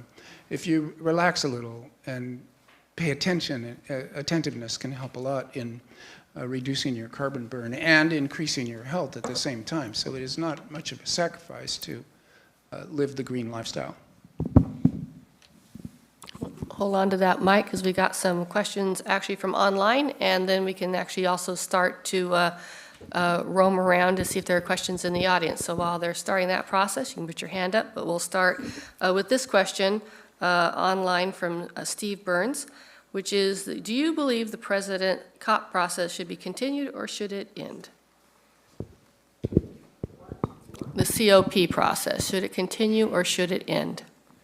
Oh, it should definitely continue, I think. These Congress of the Parties, they're organized by the UN and the Intergovernmental Panel on Climate Change, and they are a combination of science and diplomacy, and the nation-state system is very poorly designed for dealing with a global problem. It's zero-sum, it's competitive, it's if you win, then I lose, and really the nation-states have fought each other in what the military calls kinetic wars, which just means wars with weapons and killing people, for centuries now. And that really, to be caught in that system, which we are, you have to look both below to the regional and to the local, like we've been talking about, and then above to the international. And as weak as they are, sometimes it's a matter of nation states wanting to be in these organizations for either prestige or material advantage, and that everybody signed on with this particular Congress of the Parties and signed the Paris Agreement that said we will reduce carbon dioxide and we will keep the global average temperature rise to 1.5 C if we can. We're blowing by that. 2 degrees if we can, and maybe we can. That promise to each other is way better than not having it. So when Rockstrom and Figueres and some others wrote to say it's not fit to purpose, I think they wanted tweaks and revisions and repairs to the COP system, and by no means should it be going away. And then the other one that I mentioned at the end there, the biodiversity COP that met just now in Bogota. The one in Montreal that the Chinese ran because of COVID should have been in China. It was run in Montreal by the Chinese. That 30 by 30 agreement that the International Maritime Organization followed up with Oceanic version of the same thing, that was world historical. Things don't get reported properly in the press because the press is consumed by the soap operas of personalities. At the structural level, 30 by 30 for land and ocean is world historical. If we do it, and in California, it's a matter of law. I met the woman that runs our California 30 by 30 process, Jennifer Norris, appointed by the governor and running for us as citizens of California. California is right now at about 24%. And that's because we got a lot of empty land. But it's also a process of we're going to get to 30 by 30, and everybody working on that talks about 50 by 50. So this is a part of the COP process. And it deserves critique and improvement. But the idea of abolishing it is like saying, you know, why don't we go back to the failure of the League of Nations? And what happened after that? Well, we saw what happened when the League of Nations failed, right? World War, utter devastation. So these international organizations are precious. Thank you. Anybody in the audience, if you raise your hand, they'll bring a mic around to you. Is this working? Perfect. Thank you. I'm a long-time Davis resident. I really appreciated the points that you made this evening. Very uplifting.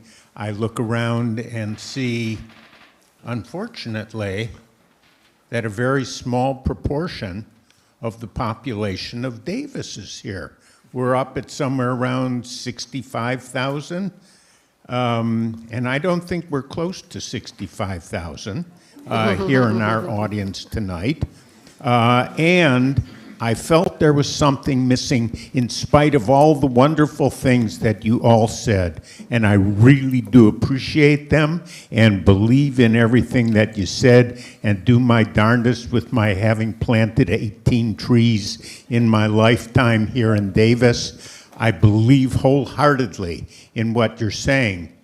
But I didn't hear you suggest ideas about how we can get the remainder of Davis packed into our meeting space so that we can have our entire population going in the same direction towards the same thing. Thank you.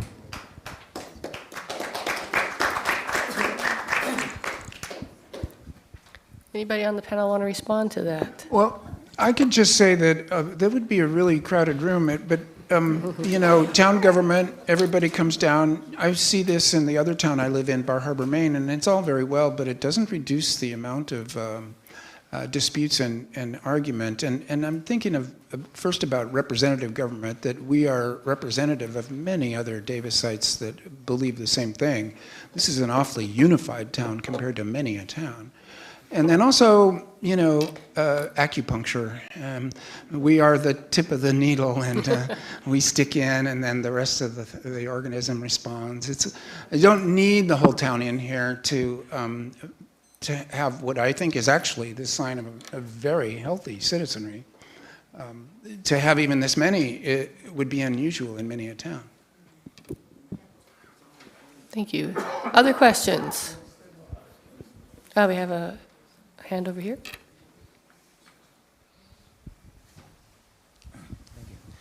I'm wondering, I like the idea of the heat pump. I'm wondering why the state hasn't required new buildings, new residential buildings, to have at least some southern exposure, because my understanding is southern exposure is the most efficient for solar panels.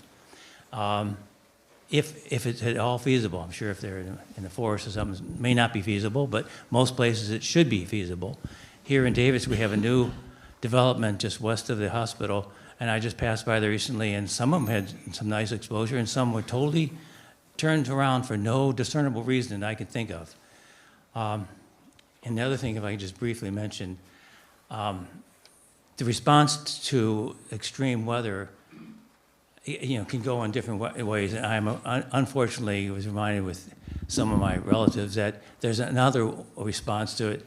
And the hurricane that went through North Carolina, there's a guy who's on YouTube, has a whole hour of how about that was done by the government. We have to respond. Even as stupid as crazy as my cousin, who's normally somewhat rational, was believing that this is possible. Maybe the government did this. It's just disconcerting. Yeah, I can respond to the orientation question, and it's at least physical orientation. But as Kim stated, it's about money, and if you have houses packed together and no well-oriented streets like we have in village homes, that it's the most cost-effective way to do a development. And fortunately, there are vast improvements in windows that make it less impactful if you have a west-facing window, a lot of west-facing glass, but it still makes a big difference. And things like overhangs and all that is very important. But again, it's up to the energy standards to enforce. Each individual house has to be modeled to meet the standards, and if the orientation is bad and it's getting a lot of solar gain, it's not going to pass.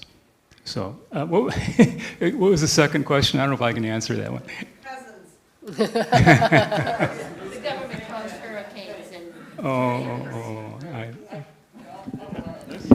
If you solve the problem of cousins, you can. Great.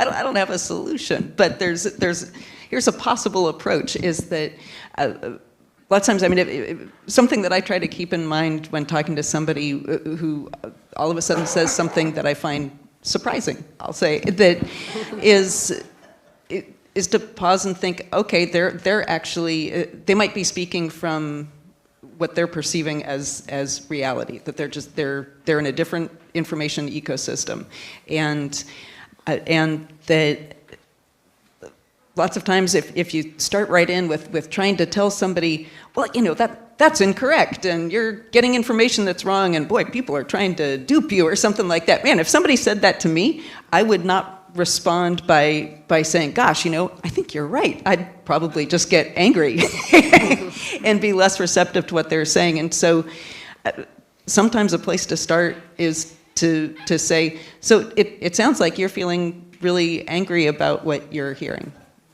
And you start with that. It's a long road to getting to a place where you're actually talking about the issues. But if that ultimately is part of your goal, from what I've read and what I've experienced, you have to start in a very different place and with a different goal personally, rather than convincing somebody, is to make it so that somebody else feels heard. So it's not a quick fix. So I've got, anybody over here? We have one here and one here. About cousins, how about sons? You know, to respect family harmony, it's really tough. I have a son who is very happy with the outcome of the election, and we can't bring the subject up. We've decided, no, we can't do that, so I can only lead by example, and it's very tough. So just, we have a question over here, we have one over there. While we're getting to that question, I will say again, go ahead. I will say that there'll be a lot of conversations during Thanksgiving and Christmas. I do want to remind people that as much as you don't want one side to think that you're a monolith of beliefs, try not to do that to the other side. Not all folks are anti-climate folks, even though they may be pro-economic. Your goal by going sideways is to find the in where you can have the conversation and make the change. Firstly, thank you to all the panelists and for Stan for the presentations. It was really great to hear all your perspectives. Well, I guess I've been an activist on climate issues for 20 plus years, and I guess one of the things I've always grappled with is that I met so many great people working on this, like as you were saying, and lots of really great initiatives, particularly in this town. But as Dave was saying, you know, that trajectory is just going up like this. And we know that we have to act at a kind of systemic level because the kind of incremental stuff is just not adding up. That doesn't happen internationally. You were talking, Stan, about the huge growth in renewables, but if you look at the trajectory, actually fossil fuel is increasing at the same time. So renewables is growing, but it's really an energy expansion rather than an energy transition. Similarly, here at a local level, we saw lots of great initiatives, but at the same time, a gravel pit, a huge expansion of gravel mining was approved this week. I-80 has been expanded to allow more cars onto it. So I guess my question is, how do we, do you see opportunities for that more systemic change? And it relates to your question about sideways stuff. If we're not going to get support from the federal level, I really feel like Davis hasn't lived up to its great brain power and its potential to actually look at some more systemic solutions. I think things like the VCE, the Valley Clean Energy, was one of those things where you actually get a whole energy system change. But are there more opportunities like that we can look that can really be a bit more systemic? Because without that, I feel that this incremental stuff is just not adding up enough. And we need to use that optimism and drive to kind of go more systemic.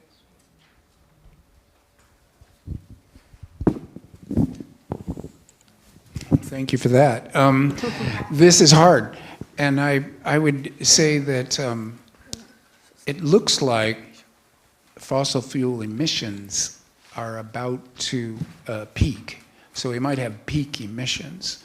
It's not great because they're higher than ever, and they're still rising, but the estimates that have been made by the International Energy Agency are that between the rollout of clean energy, of solar and wind, and the decommissioning of coal energy, that although there's an awful lot of emissions, like I think it's 40 billion tons per year. I think it adds up to about 3 parts per million of CO2 in the atmosphere per year.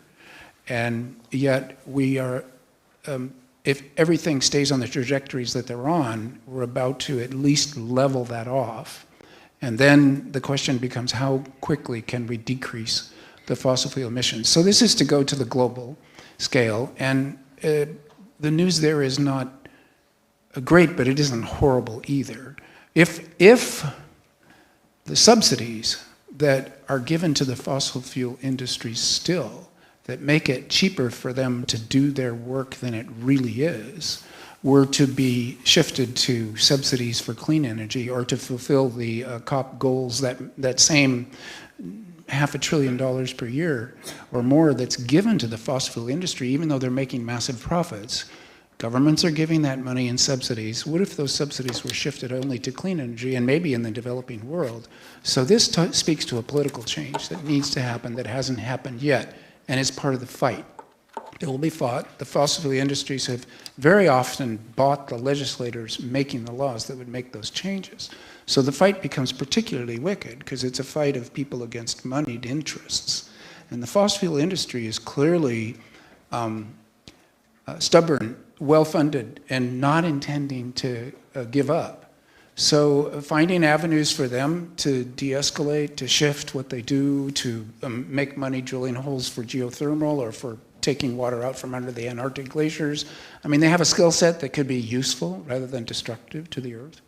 And making that transition you can't do that in Davis. You have to do that not even at the national scale, but the international.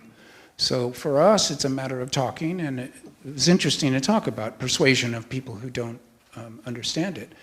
And in a way, you just have to keep talking and keep telling stories that seem more plausible than conspiracy theories, and hope for what you might call common sense, but also a kind of a very important junior high school level of education needs to have been solid enough to bulwark people being reality-based. Yeah, I mean, I agree that so much has to happen at a higher scale than Yolo County. That's an unfortunate reality. But, you know, a lot of us are fans of village homes, and yet we know that it hasn't been replicated in very many locations, if any. So why don't we have local developers coming together and proposing higher density village homes? I mean, there are experiments that we could try here. And of course, they're not going to address the big structural issues, but maybe they will point the way and be something that we can work on in Davis.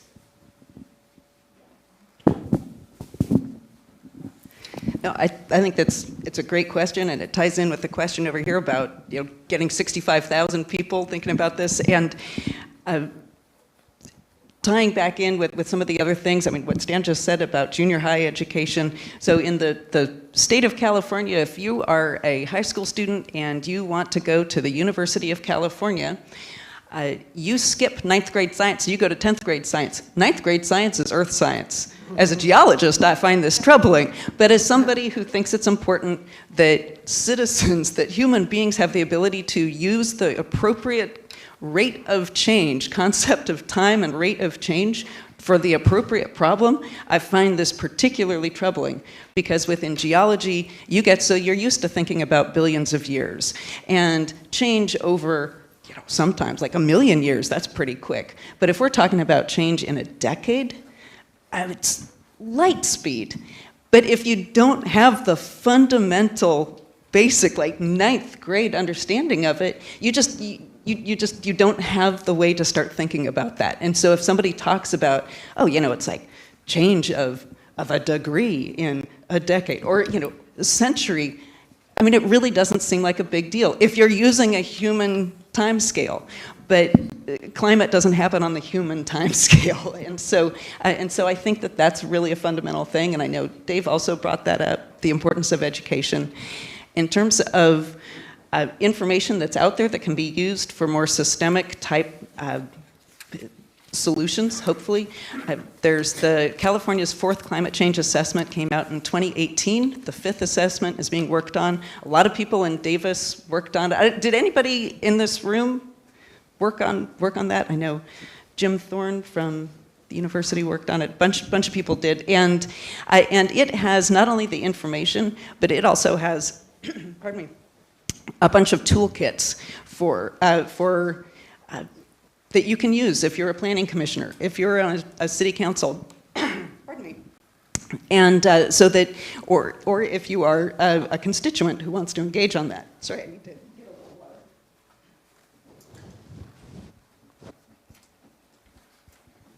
I'm just getting so excited about the climate change assessment. And so it's an online resource that you can go to, and then if you're on, say, a local commission or an advisory body or a nonprofit, you can actually go there and access some of the different toolkits. And so that's a way that you can get the information that then you can plug into trying to advocate for systems change. So that's one source. The 5th climate change assessment, what's that? It's California's 4th climate change assessment.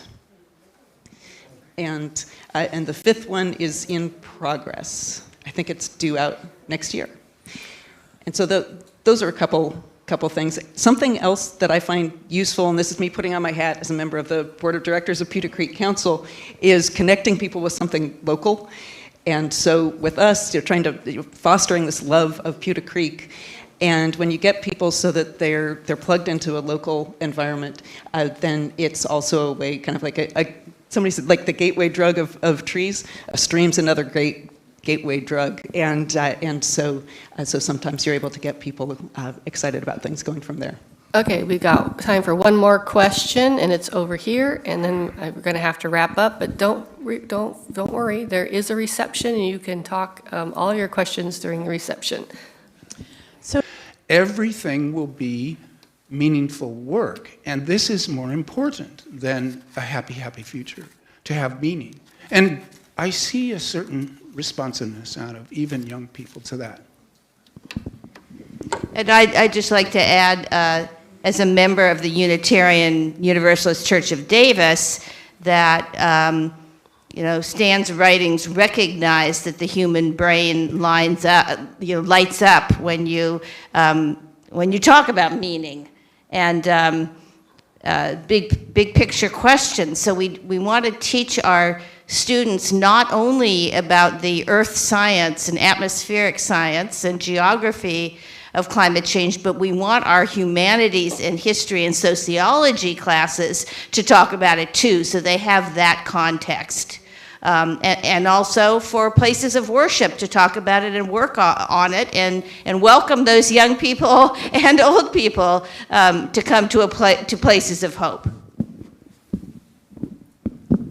So one of the things that really got me interested in energy was, I graduated from UC Davis in '73, and you know what happened that year? Remember that? The oil embargo and long lines? That inspired me to do something. And I think the same thing could happen with kids, coming out of high school or college, that they need direction, they need something to work on that can excite them. And, this is an opportunity. I wound up starting a company called Natural Heating Systems, installing solar water heaters, So anyway, that's, I think, a hopeful thing. So. Go ahead. Thanks. And just, from my very limited perspective, there's so much greater energy than there was when I started, when I was in high school, and certainly when I started, working in the environmental sector. The knowledge that young people have is vastly greater. The interest toward action is vastly greater. The concepts of not just we need to react to the climate crisis, but also that it is tied up in racial justice as well, it's so much more mature than it was 5 years ago, less 10. And so while we're slow to react, I do feel like we're seeing a much more positive outcomes than we were before. It just doesn't feel like it because it seems like the situation is getting worse. But all we can do is act, and all we can do is our piece. I've just hired 2 staff that are very young, and one of the interview panelists said, well, you know, you're a young client activist. How are you going to lead the next generation? And they said, I'm just one of 8.5 billion people. What are you going to do, right? So I think, you know, even maybe that's a solution is, you know, there are great things that, you know, all generations are doing. And so for the young people to see is, well, we are inheriting this situation.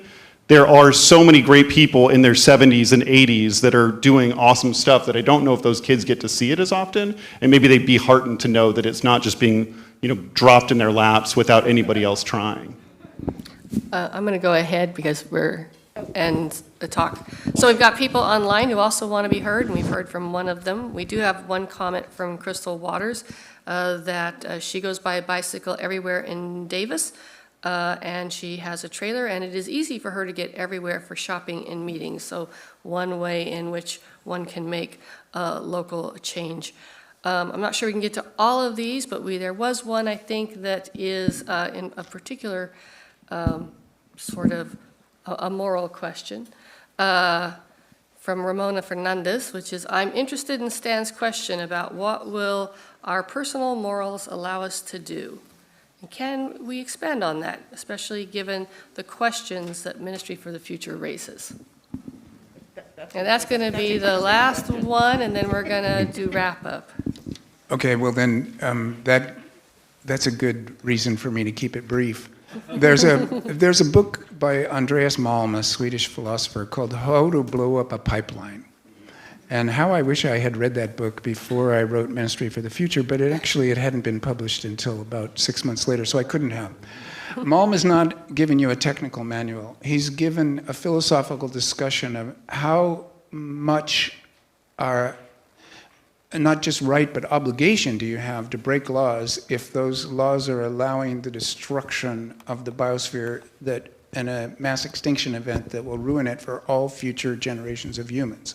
And he makes a very clear distinction that I think is useful, that the breaking of machinery or of objects is morally neutral. It might be against the law, but it's morally neutral.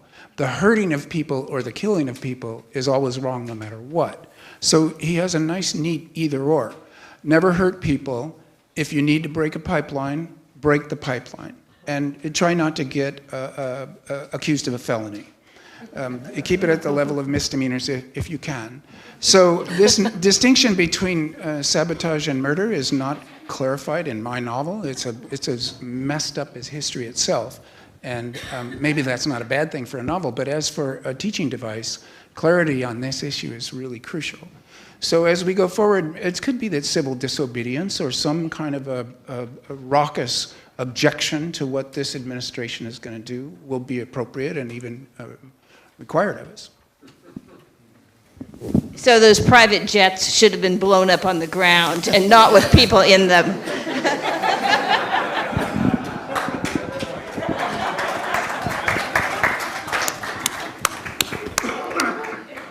Thank you very much. This group is tough. Okay, but it's always good to get in good trouble. I want to thank Stan and the panelists for your thoughtful conversation today. If you could give them a round of applause, please.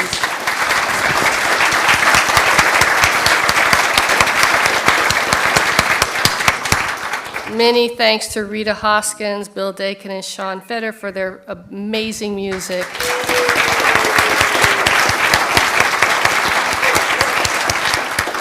Thank you very much to the Unitarian Universalist community for hosting us today. Very much interested in what that 61% reduction in lighting does for the coffers. And by the way, that's a great way to approach climate with your neighbor, is if your stuff is way cheaper than envy. Never underestimate envy. I want to thank the volunteers for YOLO Interfaith Alliance for Climate Justice who helped plan and staff this. If you could come forward so we can see you, that would be great. Where are you?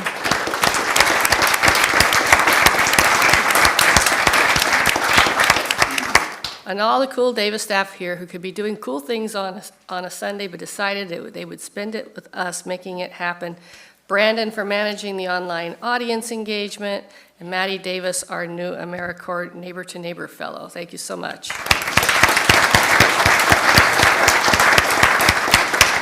Most importantly, although there are not 65,000 of you, thank you very much for coming out today or being online with us. And thank you very much for your donations that support the work and allow us to not only do engagement like this, but actually the on-the-ground work of resilience and adaptation, which is itself a form of good trouble. And please remember to complete the event survey. Links are on the back of your program or in the chat online. Thank you again. Stay cool, stand together, go sideways.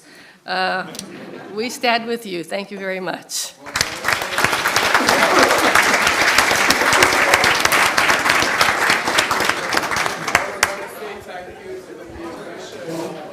There's a reception in the hall. We'll look forward to seeing you out there.